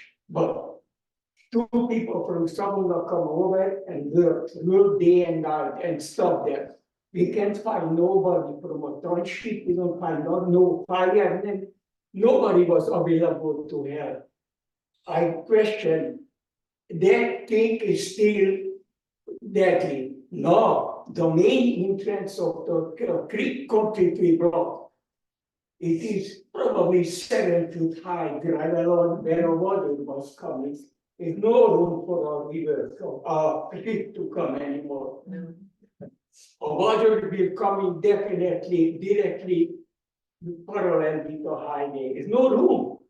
So nobody knows what's going to be happen, and I feel they are dead meat there, definitely dead meat. It's have no room to go, and nobody did anything on it. And I got my no answer, direct answer. I asked the firemen. The firemen said we checking the high hill snow level. That doesn't make no help. If a high hill is coming on just the same amount, and now we have looked like more. Where the water will going, coming parallel with the highway down, and there is the house and not just tire, two other people in bad position. So this is my problem. Do I have a clear, honest, straight answer? What's going to be done? No room. Have to go somewhere. How many years have you been flooded, Tony? What? 15, since 2015. No, that's back in last year. No, how many times have you been flooded? 2015, we been washed out completely. Yeah. 4 foot water around the water, 4 foot water around the house. And well, inspector throw out us, and the other inspector said he made a mistake. It cost us several $1,000 to go back to the house. A very messy situation. Very expensive. And they never ever told us when we bought it 30 years ago, that's flooded territory. 2015, we got a answer, a letter from a township. You living on the flooded territory, but thank you very much. I appreciate that. This is my problem. Thank you, Tony. And Tony is part of a neighborhood of 3 or 4 houses that are trapped between the hillside, the creek, and the highway. And those 4 houses pretty much flood every time the creek floods. And there's been hundreds of thousands of dollars of repair works done to those homes over the years, but they can't keep doing it every year. You have a few more questions? Yeah, so I work with our CDR department, Canadian Disaster Relief Department, out of Calgary, but we're all over Canada. And we just said last week we had a government member come in and talk to our department. And the message we got in BC, there's lots of money left on the table that the provincial government is not applying for. And there's an issue with your treasury department, your government. They're not getting, there's lots of money left on the table for BC in regards to relief. And so I would encourage you to get in contact with your MP and just say you've heard that there is money available, but there's an issue with the treasury department that are not getting this money. So Federal money. but that, federal money, but your provincial government is responsible for applying to get it. So I don't know, Well, you're creating. I'm not going there. But yeah, that's the message that was left, that there is monies on the table that the provincial government is not accessing. You don't have any name, do you?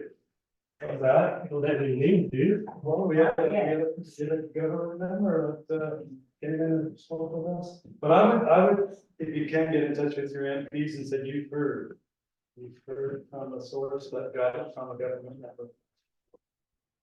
Thanks, Parrish. Sandra, yeah.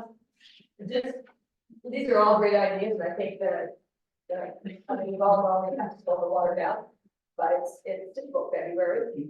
What's gonna happen in May? I mean, my creek is like 8 feet, the bottom is 8 feet higher, probably at least. I mean, I have an issue with the ice right now, Yeah. right? Because there's no place for it to go. And then what happens when there's a problem? Yeah, I mean, my culvert can only take so much of thawing, freezing. So, and that's because I got my bottoms, like my bottom is halfway up my culvert. So what's gonna happen in May this year? These are all great ideas, but they're long-term, We're getting a new bridge. I just walked to the culvert the other day and there's only maybe about 3 feet of headspace through the culvert from the ice. Yeah. So I mean, these are great ideas and one thing. I think that goes back to the permitting thing, because of the applying for the permit through Ministry of Forest and then through DFO. For each individual resident, that's been definitely a barrier. There's a cost barrier. Just flip the light switch, or okay. There's a time barrier, and then there's an exhaustion barrier. These residents have experienced the same catastrophe year over year over year. And we have organizations that did apply for Section 11 permits to do preventative works in the creek, and they got it 4 years later, the authorization.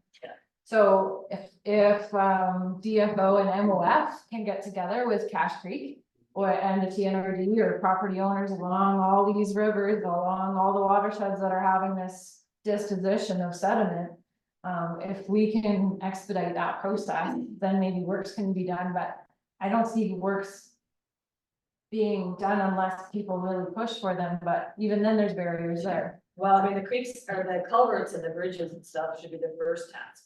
I mean, the water's already gone, why? But they all have to funnel through those bridges and creeks, so I mean. Something's gotta be done sooner than later, because this is just pretty ridiculous. Yeah. And that reconnects back to the full assessments of, do Yeah. we need new culverts put in? Do we need to move the water somewhere? Do we need a bigger culvert? Like what are the answers? Do we take out the culverts? Culverts to be or just not? Well, they are, but I mean, they're expensive, and I mean. Yeah. You know, most of us can't afford it. Yeah. Someone else, Jeff, you had an answer or? We got several things that we're gonna have, like the maintenance of them culverts. I mean, they were probably a cheap fix to start with. It looked like the bridge is the answer. There's many of them in that situation. Now, we got an MLA today that's had coffee in Cache Creek at 11 o'clock. She should have been here. I don't know what happened there, but this is where she should have been. This is and if we got money. I never mentioned it, our MP, but MLA should have been here, so he's got the money. Now, the bureaucrat, somehow, I think that's what's helped us out too. Is that we've been talking to them. We sat down at that second last meeting. We had one there, he said, I was going to go poke some of my friends. But I think it's up to every one of us in this table around this room. You know, poke people, that's what we've been doing for the last 3 months, especially Caleb. And I mean, back in 17, well, I would say before that, out here, we saved 16 miles by the locals getting to it. That crossed 28 or 78. I said to them, let's do this job ourselves, and we did it. I mean, we put infrastructure in, but we've got to move here. I mean, I've been playing with this watershed now for 24 years. That's trying to do something. We did it. I got a couple of printouts that we did, that, like I said, tells you the same story, that they're here for you to take home with you. But let's use that information and go forward. Now, each one of us should, like I said, vote our MPs, our MLAs, and your neighbors, get them involved. I mean, I had a guy come to me there back in, well, 2003, I guess it was. We said, Al, I'm starting to lose pieces of hayland over here. Can we come in and rip wrap that piece of ground? He did, and you seen them 2 pictures today, before and after. That worked, but you can overstep that too. And it meant we went one groin too far, and it took us across the river to the other side. Yeah. So it's really something. It's an education. That fella that we have looking after that stuff, he was good at it. But we just need to get at it. Let's do it. And I mean, I thank you all for coming today. We must have 20 people out there listening to us there. And we had 20 or 25 here. That's pretty good for a good show. And I thank you everybody for coming. Well, you know, I echo Al's words and same with yours. It's not just the squeaky wheel that gets the grease. But wouldn't it be wonderful that Cache Creek became the example for recovery rather than the example for destruction? And I will remind you, every cut block, every road, every bridge, every floodplain was permitted. And that permitter owns that liability, right? And so before coming here, I did my research on, you know, up in the watershed, and I've been all throughout the Bonaparte watershed. Is there any old growth up there? Any forests there? No, right? There are trees, but there's no forest to be found. Ministry of Forest has to be part of this conversation, right? They have to. They create, I don't want to be so bold to say they created this problem, but they have permitted the loss of vegetation, and that's what is increasing the delivery of water here. It's a long fix, and planting trees isn't the only thing to be done. But the people that permitted this have to be at the table with their checkbook. They created this. Now, we've gone through lots of different forest rules and laws over time, and we've been offloaded liability over time and professional reliance. And so everyone's gonna squirm out of that and say, oh no, we hired contractors, they were foresters, they were independent consultants that said this was a good idea. Well, then go after those agencies. But everybody has somebody behind them, right? Whether that's the Association of Foresters, whether that's the Ministry of Forests, right? But this was permitted work, and when it was permitted, guaranteed that permit said everything would be fine. Guaranteed, or they wouldn't have been able to permit it. Those people have to be part of this conversation. And again, I would encourage the community not just to be squeaky about the destruction, but to be vibrant and loud about this being the epicenter of recovery and showing that BC can do this, that Cache Creek can do this. And to come together and just demand that those funders, those agencies, those permitters come to the table and help out. It was not the federal government that permitted any of this. Just to be clear, they might have money and they might come to the table and that'd be wonderful, wonderful. But don't look past the permanent problems, right? They have a fiscal responsibility and an ethical responsibility to be present. Well, That's very important. That's the same as Fortis and Hydro, and then they go up that valley. We were sitting there for 5 days, pulling shit out of the creek 24/7. They just drove by there in their fancy trucks with their tons of riprap going. Like, I mean, I couldn't even get riprap because they had it all. Yeah. So where are they? And They're protecting their stuff on the that's it. but like, come on. And make no mistake, there's not another community that is in greater crisis that's absorbing the money. You guys are it, right? Like, yes, there's other communities and other places that are having problems, but they're not so much greater that they're absorbing all the attention and the money. Oh my gosh, this is, for all intents and purposes, this is headquarters. This is the epicenter of where recovery should start and where innovation should start, where money should flow, where community organizations should be funded to be part of the fix, right? And that voice, right, has to be communicated forward. Those ideas aren't coming to you. I don't think somebody knocking on the door saying, hey, what do you think if we get involved? We're liable, we've got a checkbook. Right? You guys have to bring them to the table. And there's no easy way to do that, right? But it's the only way. Otherwise. But anyways, I don't want to occupy too much space, but, right, it's the squeaky wheel gets the grease. Anyone else have a question? Yeah. I agree with Jeff, the logging is a big part of the equation. Some of our biggest floods were before the summer of 2017 when the fire happened.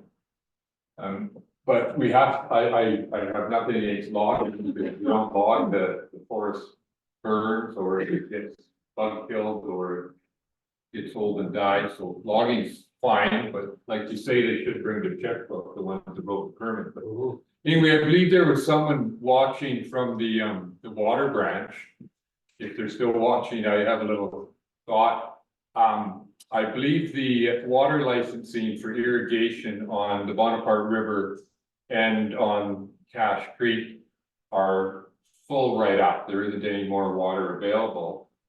But I would think it would be a wonderful idea to do just a half a year license, just when the water is high, on the Bonaparte River and on Cache Creek, because there's thousands of acres of our semi-desert land around here that could be irrigated by pulling off water in that crucial flood time.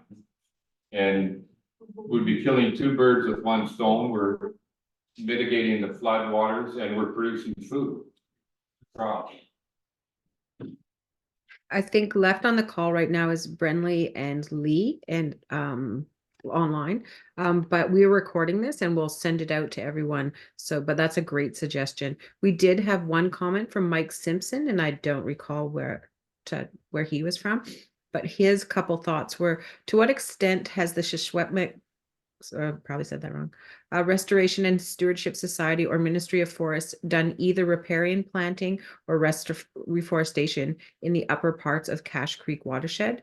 And he followed up with, in the Nicola watershed, we're exploring where reforestation in upper watersheds should be focused to be more effective at expediting hydrological recovery, having trees and vegetation restored in key areas that will retain water and prevent future debris flowing from downstream flooding.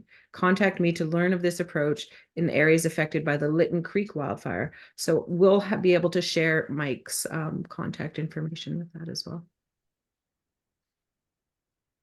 And I'm sorry, but I do have to run. I'm going to let Brinley and Lee, if you want to stay on. This has been absolutely fabulous. And on behalf of the BC Rural Centre, we're here to support Cache Creek and the Bonaparte First Nation in getting through this and becoming, what I said to Kayla when she first reached out is like, we want this to be repeatable. We want this to be the template for all rural, remote and First Nations British Columbia, and what that success story of what did Cache Creek do in 2024? What did they do? How long did it take? And just have that process for other communities so that there's no silo working. Everyone is working together. And what we can do here in Cache Creek and Bonaparte is hopefully going to benefit many of the other rural and remote communities across the province. So thank you so much for having me here.